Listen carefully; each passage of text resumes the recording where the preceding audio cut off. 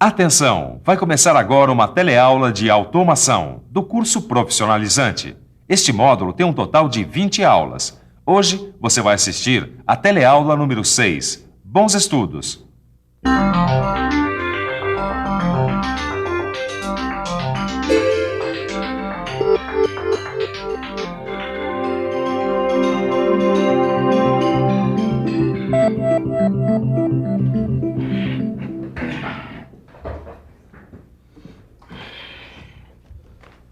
Quer chiclete? Não, obrigado.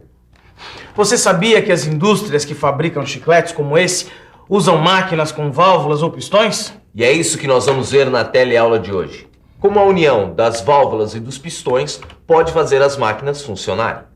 Nós vamos conhecer os símbolos usados nos diagramas de circuitos pneumáticos e de circuitos hidráulicos. Vamos entender como é o funcionamento desses sistemas. E nós vamos ver também como são feitos os diagramas do circuito pneumático e do circuito hidráulico. Nós viemos até essa fábrica de bebidas para mostrar para vocês como é que é o funcionamento dessa esteira e como ela é acionada. Mas antes disso, tem outras coisas que você precisa saber. Bom, a nossa teleaula está começando e a primeira coisa que você precisa ficar sabendo é que quando nós unimos vários pistões e válvulas através de tubulações, esse conjunto recebe o nome de circuito. Quando o circuito trabalha com óleo, ele é um circuito hidráulico. E quando trabalha com ar, é um circuito pneumático. Esse desenho do circuito recebe o nome de diagrama ou esquema. Esses diagramas ou esquemas são desenhos dos circuitos feitos com símbolos. Cada componente do circuito é representado por um símbolo. Mas, Torquato, essa história de representar os componentes dos circuitos com símbolos não é muito complicado? Não é porque o desenho é simplificado. Dá uma olhada aí no diagrama. Através desse diagrama é possível entender muito bem como o circuito funciona. O símbolo usado para representar as válvulas é muito importante, hein? Já que as válvulas podem ter várias posições, dependendo de como elas forem acionadas, o símbolo da válvula tem que representar essas diferentes posições. Cada posição ou estado da válvula é representado por um quadrado. Dentro do quadrado, podemos representar as passagens abertas ou fechadas. Aqui o orifício R de retorno de ar comprimido da válvula está fechado. Quando o orifício P de pressão da entrada de ar comprimido se comunica com o orifício C, o ar é escoado de P para C. Depois, C será ligado a um cilindro pneumático. Quando um orifício da válvula se comunica com outro e há passagem de fluido, isso é representado por uma seta. Essa passagem é chamada de via, mas a gente não pode esquecer de representar como a válvula foi acionada. Cada tipo de acionamento de válvula é representado por um símbolo. Você quer ver? Este é o símbolo para a válvula com botão. Este outro é da válvula alavanca. Assim é o símbolo para a válvula de pedal, o símbolo da válvula batente, o da válvula rolete, este outro da válvula mola. Este é o da válvula direto e o da válvula solenoide. Válvula solenoide, essa eu lembro bem. Mas, Torquato, você tem razão, os símbolos não são tão complicados. Eu disse. Vamos ver como ficaria aquela nossa válvula sendo acionada por um solenoide. No caso de uma válvula solenoide, o estado desta válvula de 3 vias seria representado assim. O orifício P se comunicará com o orifício C, permitindo a passagem de ar de P para C. E o orifício R está fechado. Aqui temos uma válvula não acionada. Seu carretel é mantido nesta posição através de uma mola. Ela é então uma válvula de 2 posições. Assim é uma válvula de 3 vias entre P e C e entre C e R, e 2 posições, acionada ou não pelo solenoide. Esse é o símbolo de uma válvula pneumática de 2 vias e 2 posições. Vamos ver agora outros símbolos usados em diagramas pneumáticos e hidráulicos. Vamos ver também o que esses símbolos significam.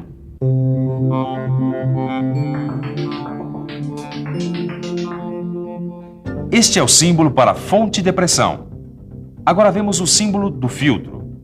Este aqui representa o reservatório. Este outro o motor hidráulico. Aqui temos o símbolo da tubulação rígida e este outro da tubulação flexível. Agora estamos vendo o símbolo do cilindro de ação simples, com retorno por mola. E por último, este que representa o cilindro de ação dupla. Os símbolos já estão aqui. Torquato, a gente podia desenhar o diagrama de algum circuito? Isso, mas desenhar o diagrama de algum circuito que operasse um sistema. Podemos dizer que a operação desse sistema é dividida em 3 fases.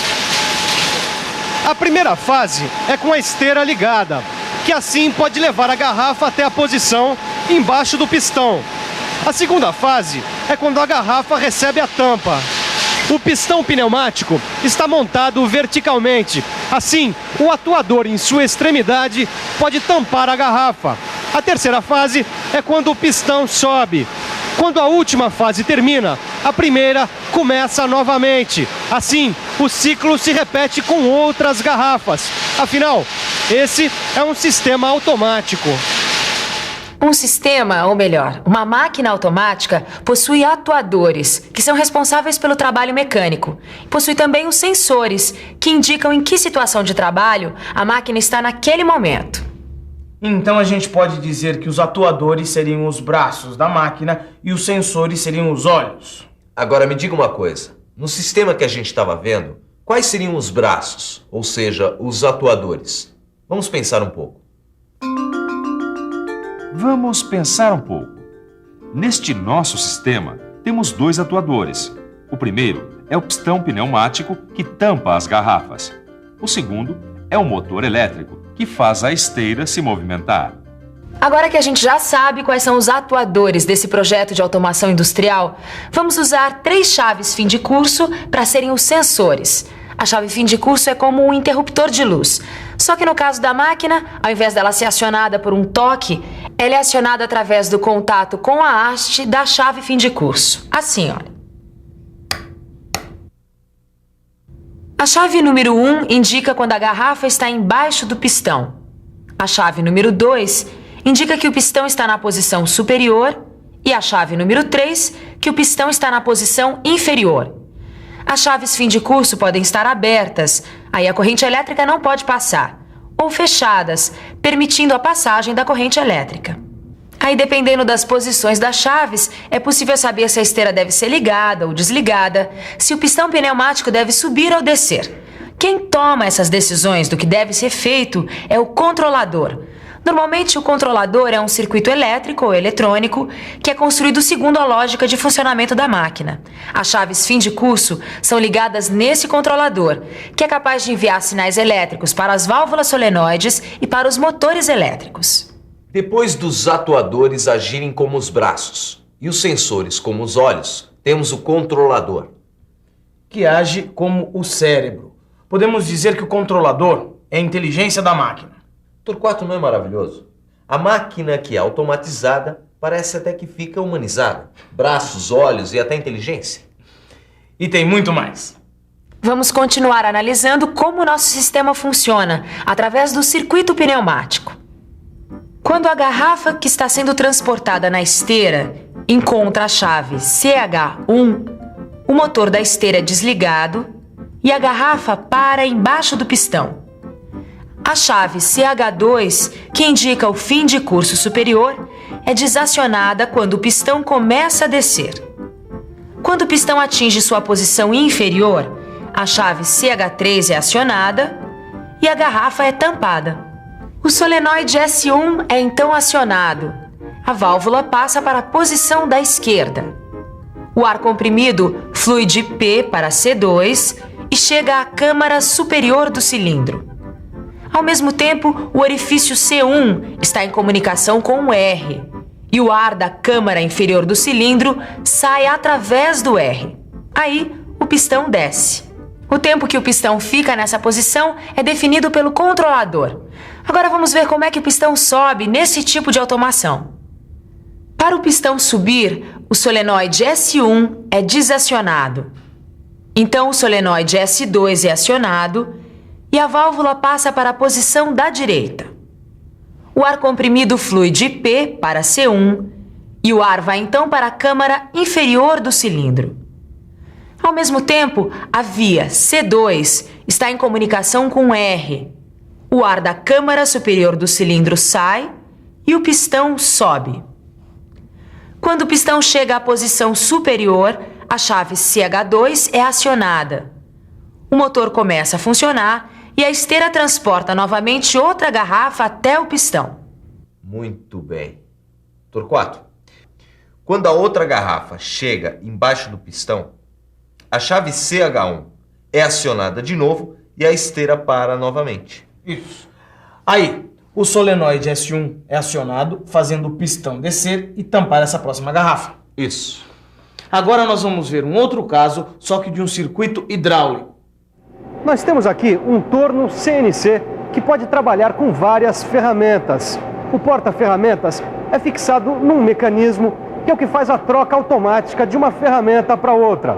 Esse mecanismo é chamado de torre porta-ferramentas. O comando numérico, que é o controlador, é o que manda fazer essas trocas. Vamos ver como isso funciona. Para a ferramenta ser trocada, temos o destravamento da torre e a rotação.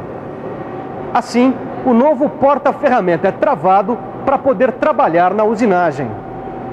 Vamos ver como o mecanismo funciona num diagrama do circuito hidráulico para a automação da torre porta-ferramentas. O solenoide é acionado. O pistão do cilindro CF se retrai e a ferramenta é destravada. O sensor FD informa o destravamento ao controlador. Então, o solenoide S4 é acionado. O pistão do cilindro CT avança e destrava a torre. O sensor TD informa o destravamento da torre ao controlador. O controlador aciona o solenoide S2 ou S3 para que o motor hidráulico gire. Depois, o sensor da ferramenta indica se o próximo porta-ferramenta está na posição certa. Aí, então, o solenoide S2 ou S3 é desacionado, dependendo do sentido em que a torre está girando. O motor hidráulico é desligado, o solenoide S5 é acionado e a torre é travada de novo. Aí o sensor TT informa o travamento ao controlador. O controlador desaciona o solenoide S1 e a mola traz o carretel da válvula de volta para a posição de repouso. Depois, o pistão do cilindro CF avança e o porta-ferramenta é travado novamente. Aí, o sensor FT informa o travamento da ferramenta ao controlador. Em seguida, a usinagem da peça continua, até a máquina precisar de uma outra ferramenta. Bom, aí o ciclo se repete. Por enquanto, nós ficamos por aqui, mas você fica agora com a revisão.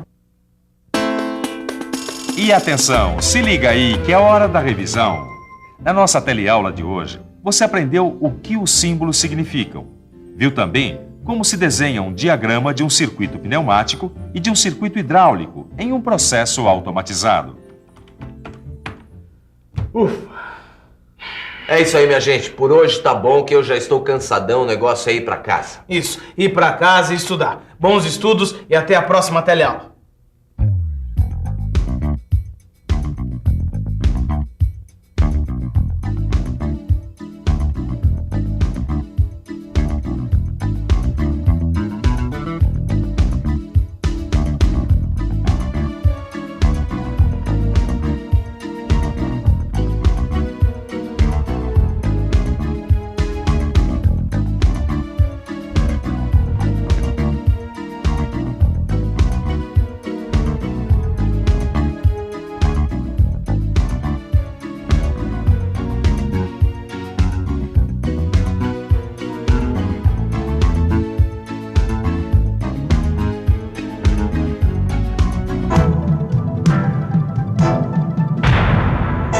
Telecurso 2000, um programa de educação do Sistema Fiesp e da Fundação Roberto Marinho.